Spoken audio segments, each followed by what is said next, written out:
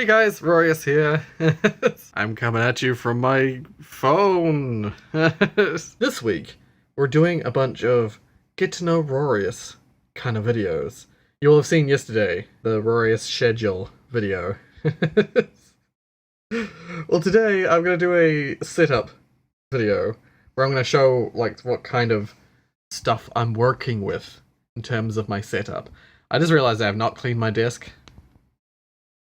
I'll be right back. Believe it or not, this is after I've cleaned up. I've got this keyboard that if you want to know the specs of and the details of, you can go and watch a video that I'll try and remember to put up here. That is an unboxing video of this keyboard that I did years ago.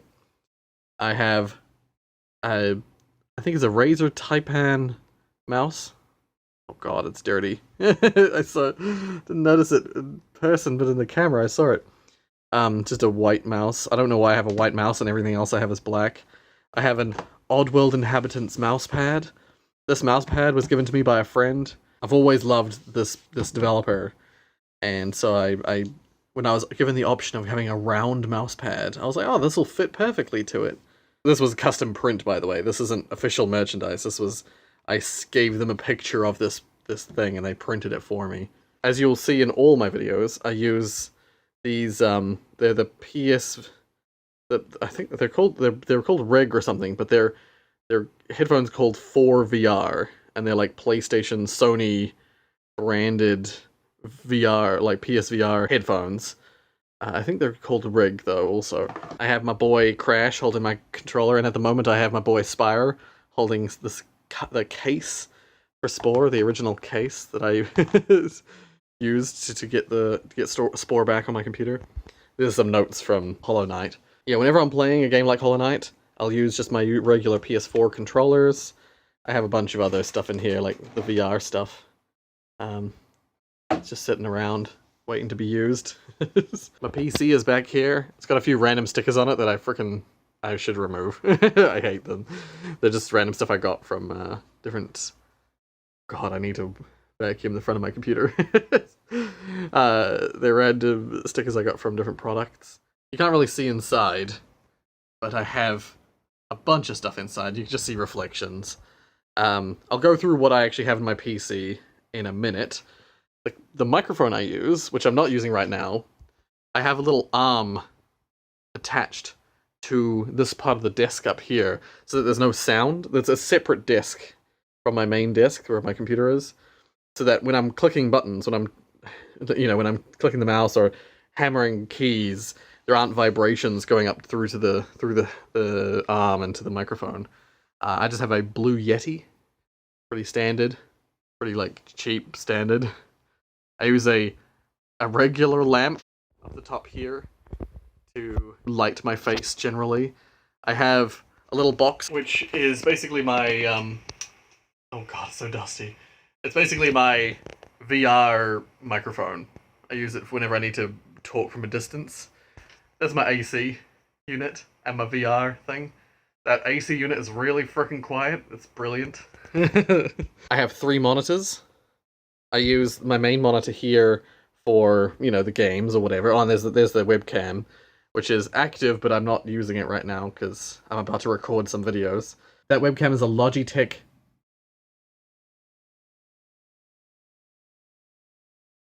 I think it's a C230... C230E? Something like that. Editing Roy will correct me. In the blue screen area. This one, game. This one, recording software. This one, comments. If it's a stream, that's where I'll have a box like along the side of the screen here that has your chat. And sometimes I'll have like, if the game requires me have a walkthrough of some sort, that's where the walkthrough will be.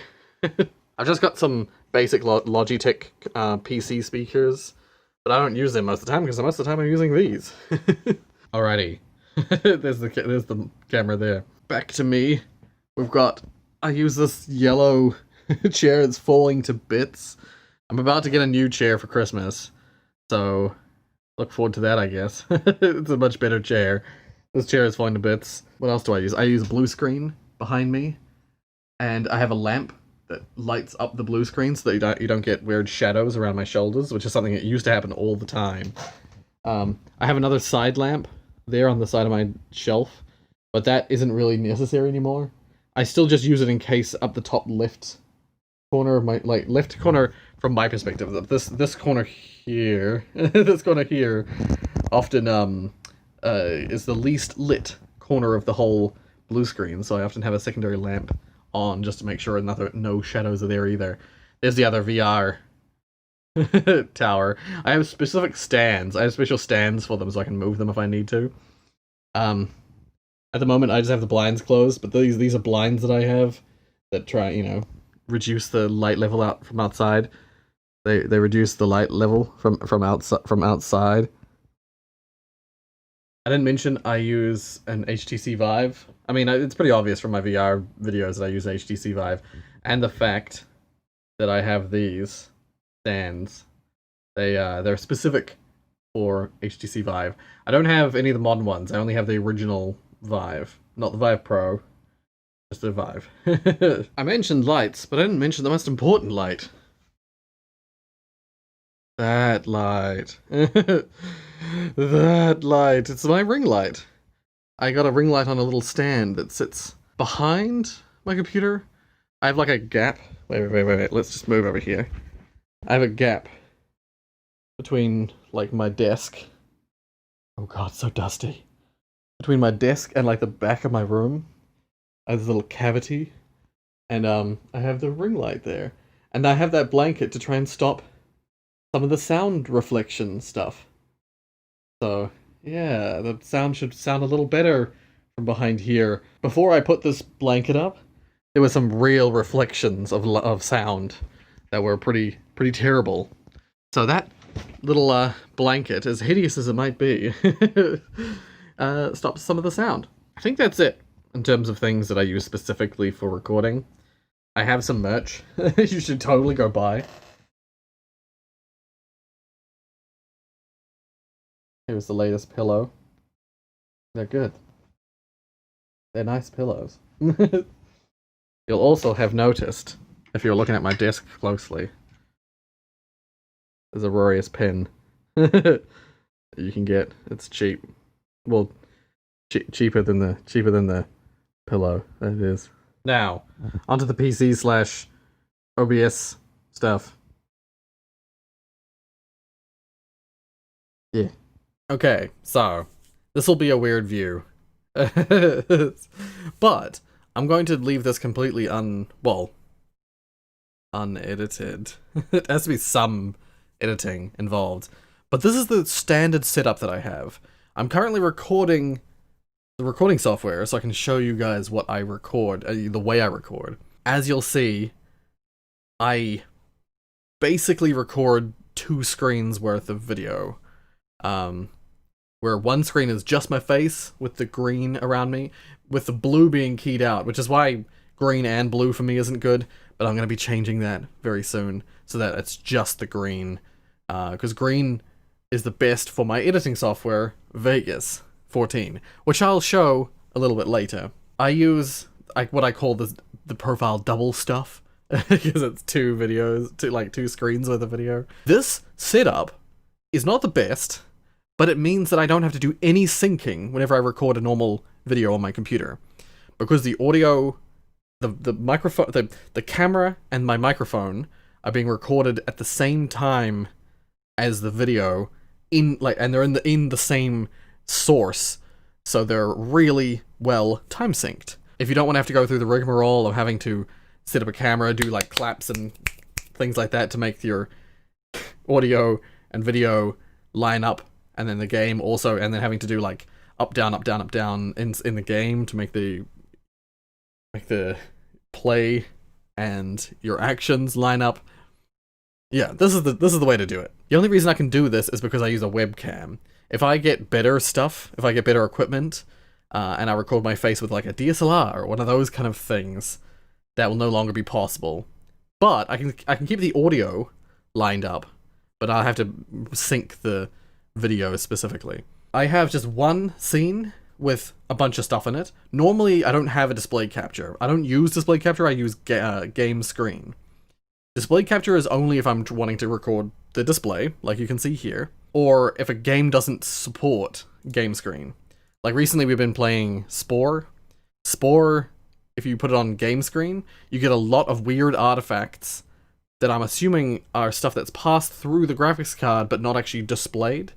So OBS picks it up because it's going through the graphics card and displays it erroneously. So to avoid that, I use display capture because it only captures whatever is shown on the screen. Game screen is a better way to record stuff usually, because what it does is it doesn't wait until it's displayed on the screen and then grab it. It actually takes it directly from the graphics card. So whenever the graphics card is processing frames, OBS is like, yoink. Each time it processes a frame, it yoinks it from the graphics card, so it doesn't have to go through that final pass to the monitor before capturing. I don't fully understand how it works. This is just what I've read. But if the game crashes or something, you won't get the desktop capture, because it's not capturing the desktop, only full screen applications. This is also why you don't see Steam achievements. Steam achievements are an overlay that is a separate, essentially like a separate program running over the top of the game. So achievements and stuff won't get displayed. They'll get displayed if I capture the screen like I'm capturing now. Anyway, enough about that. I have my Yeti audio coming through here. I have system sound coming through here. They're both separate audio channels. I record, if I go into advanced audio properties, I have 5 channels of audio. A 6th one is listed here, but it's not actually utilized. You can have a maximum of 6, but I don't use the 6th. So I only use 5, but 5 is already excessive.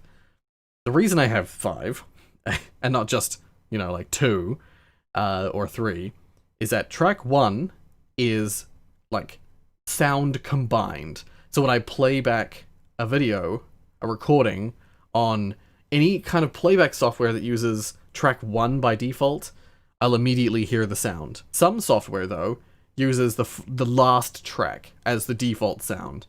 So I have track 5 that's exactly the same. Track 1 and 5 are identical. They're purely for playback reasons, for testing playback reasons. If I'm not mistaken, Windows Media Player uses track 5 by default, whereas I use Media Player Classic uses track 1 by default. So if I play them on, if I test them on either of those softwares, it should sound the same using this setup. That is something I learnt the hard way. There was a time when I was worried, I thought sound hadn't been recorded properly. Turns out it was just because it was using a track that I didn't have any audio on. Track 4 is a track that is a backup mic track. It's currently listed as wireless mic, but that is also actually the mic that the web camera has. At the moment it's not picking up anything, and I actually haven't really used that track. I haven't needed to use that track in a long time, so often it isn't even working. There's just a blank track. But it's designed for backup audio in case audio fails, like if in case my Yeti fails for some reason. But then I have track 2, which is my Yeti, my voice, the voice that you're hearing right now. And I have track 3, which is the system sound. So track 2 and 3 is all I actually need. But I have everything else as sort of backup and for ease of use purposes. Those almost immediately get deleted as soon as I go to edit. Next up, we'll go to the settings. The only thing that really needs to be noted here, this setup I have at the moment, this particular profile, I don't use this profile for streaming. This is purely for recording. So these settings, ignore them. Go to recording. I have an NVIDIA graphics card in my computer. So I use the NVIDIA InSync, or NVENC, option, because that's the best for my graphics card. As you can see here, it's grayed out because I'm recording at the moment, but I've got 1, 2, 3, 4, and 5 all ticked for the audio tracks. That's how I get all the separate audio tracks. And in terms of, for the NVIDIA NVENC, what I use is CQP, the rate control CQP, or the bit rate, essentially. Instead of it being straight bit rate, it's this CQP system. This produces the largest file size. It is unfortunate, because sometimes I record like an hour and a half, and it'll be like 100 gigs of video. Depends on the game. Because the way this works, the CQP, is it will adjust the bitrate as it needs to maintain the best quality of video. I have CQ level at 15. I believe the lower that is, if I'm not mistaken, the lower that number is, the higher quality it is. Often people will suggest like 20. I've been using 15 for a long time, just because I think it looks the best when I've looked back through it. I'm not sure if I should have, but I've always left this keyframe interval at 0, so it automatically determines keyframe intervals. I think sometimes it's suggested to have like a number like 2 or no 1 or something like that, just so that you automatically make keyframes at a certain rate. But I've never really needed to change that. I have the preset set to quality because once again, one of the highest quality I can get. Profile high. This is basically like these things here are to do with how much of the CPU versus how much of the GPU is used. Can't remember which way around it is. This is just the settings I use. I also don't know what these settings are. I don't think I don't even think these were here when I originally set this up. So those could be wrong. I could have better setup with those. I don't know. I only have one graphics card, so GPU is 0. 0 being the default, the first one in line. In computer systems, usually 0 is like the first index, the first number of things. So you start with the 0th position, and then you go to the first position, second position, third position. And I have max B frames to 2, purely because that's what everyone says to put it on. I have no idea what that does. It's just what I have it set to. Yeah, so, I was right. I was just guessing, but I was right.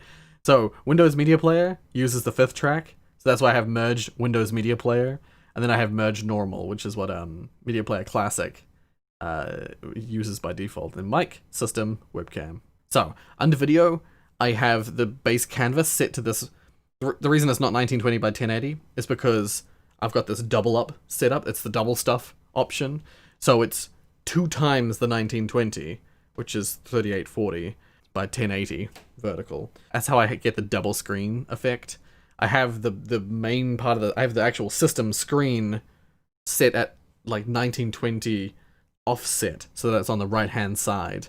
And I have my webcam green screen and everything at the left. Common FPS value 60. I have this rescaling thing. It's unnecessary because I'm not downscaling. Sorry, yeah, downscaling. I don't actually have to downscale, so I think that's all in terms of settings and stuff. The only other thing I'll mention is that I used to have the green screen here right up to the edge of the default screen, like the game screen. I changed it so that there's a little bit of black between this and this edge here, mainly for this edge here, so that because I used to get a little bit of green bleeding into the image, into the video, into the game video along the left side of the screen. So I put a tiny black bar down the side so that if there is any color bleeding, it's going to be black color bleeding, which is the ideal color bleeding. Seeing as in YouTube, the edges of your screen usually have black on them anyway. Yeah, in editing, I'll show the editor. All right, so this is, I've got it on the left-hand screen now. I always edit on the left screen because I use the main screen. I use the screen that I'm currently looking at as like a full screen preview. So I always have the video editor on the left-hand screen. This is Vegas Pro 14. If I click here, you'll see my default settings. Basically, all I do is I use, which one is it? I think it's this one here. I use a modified version of this one here. Basically this one, or I think it's that one. None of these have, by default, a 1080 with 60 FPS setting. So I just use one of the 1920 by 1080 and then I just force a frame rate of 60. This other settings are pretty straightforward. I think most of them are default, actually. I can't remember exactly what I read, but I've seen so many different tutorials talking about different settings to set for best results. And none of them give a straightforward answer. This kind of stuff, setting these things, really just depends on what you're looking for. In terms of quality and stuff like that. But these are the settings I use. So just as an example, here is the Half Dead video that I did with Josie the other day. If I go to render this, I'm just going to hit render as. these are the render settings that I use. We go customize template. So yeah, I have a template that I customized. If I customize it, it is the which one is it? It's the, I think it was the internet 1920 by 1080 30p one, and I just modified it so that it had settings better. So the frame rate is 1920 by 1080, the profile is high, keyback, I don't even know what that is. But then unfortunately this system can't render at 60 FPS, so 59.94 is close enough. Once again, these are the settings I use. If you want to check these out, try these for yourself. Now if we want to have a closer look, let's go into let's go even further beyond. These are all the tracks that I have. So you'll notice that there's 2 video tracks and then 2 audio tracks. Basically, the first video track here is my face, and actually, what I'll do, okay, I just dragged in a video clip from Hollow Knight, where I was playing Hollow Knight. When I first drag in a clip, you'll see that there's all 5 audio and 1 video track. Basically, what I immediately do is I delete the top track and the bottom 2 tracks. They're completely useless. And that leaves me with 1 video and 2 audio, which is all I need. Then, what I do is I duplicate the video track. This is what makes my videos take so freaking long to render, by the way. I group the tracks up so that they're all in one big group, and I select these 2 video tracks, and I crop them with automatic cropping settings. So I have a game crop and a face crop. I use the face crop on the first one, the game crop on the second one, so you end up with this. Basically, there's 2, if I mute the face cam, you got 2 video tracks on top of each other. One with basically just my face and the sides cut off to avoid getting the black bars on the side that you would see because of the way I record. And then I use a chroma keyer to get rid of the green, and then just a brightness and contrast to change the, change the coloration grade, I guess, to make it look a little nicer. Then I have a my green screen setting, which is basically set to the exact same color that OBS automatically sets the background to. So that should be as clean a green screen cut as you can get. Unfortunately, Vegas Pro isn't the best at keying, so as much as I try really hard with OBS keying is excellent. It can do live keying better than Vegas can do pre-rendered keying. Anyway, enough of that. I have a color boost no gray, which is just I used to use like a color boost back in the day, but I found that when I use this color boost, even though it looks fine here, when I would render the video, I would end up being way brighter and often quite washed out, and my forehead especially would be like beaming. I was using that color boost for the longest time, not realizing that in Vegas it looks fine. As soon as I render it though, the video file that comes out of it, it was way brighter than I wanted it to be. So I ended up making a color boost dark, which boosted the light level less, but I didn't really like the way that worked, so I ended up using a no gray, which doesn't boost the contrast quite as much as the color boost dark does. Color boost adds brightness as well as contrast.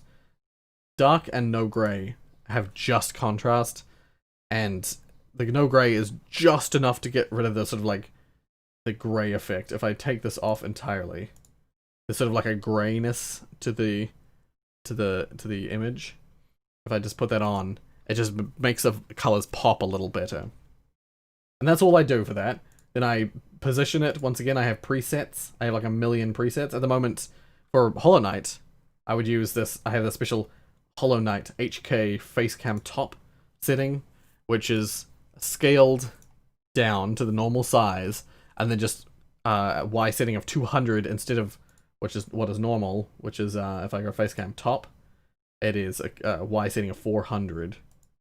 The only difference is it's a little lower, so that you can see the geo and the health and stuff like that. I thought about putting it at the bottom. In fact, I believe I did in the first episode, but stuff pops up in the bottom all the time, and it's such a pain constantly either fading me in and out so you can see it, or moving me up and down every time that happens. So this is definitely the best spot in this game, but it's different for every game. And then from there, I don't need to do anything to the game video. I could once again boost the boost contrast a little bit to get rid of that some of that gray that happens when I record on OBS. I could also probably fix it in OBS, but it's no big deal. I never do. I never do it because I think the games look fine without it, and sometimes they look too intense or too dark if I boost the contrast in here. So anyway, if I go to my microphone audio, this audio line here, once again hit the track FX. It starts out with these FX automatically. All I do is I add a volume FX between the noise gate and the EQ. This is probably where I'm doing the most wrong, but it's just something these are just the settings I've come to use that I feel just sound the best. Anyway, I use the noise gate 2, which just means anything below 32 decibels will get kind of automatically just silenced. That doesn't work as well as I'd want it to, but it works for most background sounds. And then the volume, I have a few settings. 2 boost for you, 4 boost 5U, and 6 boost 7U. I always just boost the volume by 2 decibels for the next section. You could kind of do that decibel boost anywhere. I have a high-low boost, which I just think makes my voice sound a little more rounded, a little less tinny, and a little more sort of like solid. Once again, I learned this from a YouTuber. I can't remember who it was. They suggested that. I don't know if it's the best option, but that's what I do. And then the track compressor, I have a boosted limiter, which basically just means that anything that would normally clip the audio, or, you know, get really close to clipping, gets sort of forced down towards -3 dB, which is what you want. You want nothing. Don't really want anything to be higher than -3 dB, because if you go up above that, that's where you start getting like weirdness with audio, which is something once again I never used to do, and I do it all the time now. I do this on every video now. So yeah, that is all the setup. Once I've done all that, this video is ready to edit as a normal video. Hey guys, Rorius here, and then I'll just get as close to that point as possible. Cut it out. I have a setting on my mouse that means that I can just press a button on my mouse to delete stuff, which is really nice. And then I just top and tail it till next time. Yeah. Wait until I've rised back up again. Cut the rest. And then and then the editing begins. And this is where I would begin editing this video. I'm actually going to save this because I've done all the prep for this video now. I'm going to need to use that later on. But that's enough of that for now. Now onto the PC itself. I just went through all my PC specs and then realized I wasn't recording. Yay me, right? So, fast version. I have Windows 10 computer. I have an AMD Ryzen 7 1800X 8-core processor, 3597 MHz, or 3.5 GHz, 8-core with 16 logical processors CPU. I have an NVIDIA GTX 1080 Ti graphics card, which I know is getting pretty old now, but at the time when I got the computer, it was still pretty good, like, high-standard PC. My motherboard is a Crosshair 6 Hero, if that means anything to you. I remember I got it mainly because it was the only one that would support, or at the time, the only one I could get for a decent price that would support DDR4 RAM, of which I have two 16 gig sticks for a total of 32 gigs of DDR4 RAM. I have a 1000-watt power supply in my PC, but it's really unnecessary. It's not, because the reason I have it is for all the hard drives I have. My main hard drive, my boot hard drive, is a 1TB SSD, which is frickin' expensive, but it was because I was sick to death of my 256GB SSD that I had before. It was a terribly small hard drive to have. I have an old hard drive that just has media stuff like music and videos on it. That's only 500 gigs. I have another rather large standard hard drive, an HDD if you will, which is 4 TB, and that's just my Steam and like miscellaneous software that doesn't need to be on my C drive. So any like random programs and stuff that I'm and I don't need to run super fast, or I am able to put somewhere else other than my C drive. I can put on drive E, which is my Steam/software hard drive. I have another old hard drive which has got all backups from previous hard drives. Hard drives all the way from like when I had my laptop when I was working on Paul Unity, all the way through to this current kind of setup that I have now, which doesn't fit on a single hard drive backup space, you know. Running off that same power supply, I also have a Blu-ray disc drive, which I got mainly because I was getting a bunch of Blu-ray movies back in the day, and so I wanted something to be able to play them, other than my PlayStation. So I have that drive available for any sort of Blu-ray stuff, but it's pretty rare that I ever use it. It works for other CDs and stuff though as well, so it's good to just have a CD drive of some kind. I then also have 3 external hard drives, one of which is my like main external hard drive. It's like the fastest of the 3 that has like current YouTube stuff on it. So any sort of current videos from series that are currently running, source files for editing, source files for thumbnails, things like my faces, my thumbnail faces, all that good stuff, as well as things like, I think it has the Vegas save folder, so all my project files are all saved in that external. I then have 2, and that, by the way, that is 5 terabytes. it's nearly full as well. I have 2 other external drives that are both 6 terabytes. One of which is for all sorts of video archive footage stuff from 2017, when I started YouTube, all the way through to 2020. And I have another archive hard drive that's from 2020, and is, you know, continuing on to the future. The only reason why there's really anything in the 2020 drive is that I store archival footage of recent recordings up to about a month and a half. So anything that I've recorded in the last month and a half, I maintain all the source footage in case I need to do anything with it. After like a month or a month and a half, I systematically go through that and delete old source video files. I keep all the rendered footage for everything I do, and that's why I have so many archive drives. But in terms of like the raw stuff from when I've recorded it, I only keep that for about a month. I used to try and keep all of it, but I just can't. With the current recording system, like with the CQP system that has huge video files and stuff like that, I just can't. I just don't have the space to store it all. So I had to just start deleting source stuff, which is sad, but unavoidable. I also don't have the money to buy endless hard drives to back stuff up, so I think that'll do it for this recap. This is me redoing the hardware stuff. Back to phone Rory. Well, I hope you guys enjoyed this different kind of video. This was Rorius' setup, just covering some basic stuff that I use. I hope you can understand now better how I do my things. Maybe. Or maybe my video recording quality was so poor, you learnt nothing. I hope you enjoyed this little setup vlog video thing for the Christmas Get to Know Rory series. Every day until after Christmas, like one episode after Christmas, there'll be these little Get to Know Rory kind of videos. I didn't introduce it yesterday because yesterday's video was chaotic.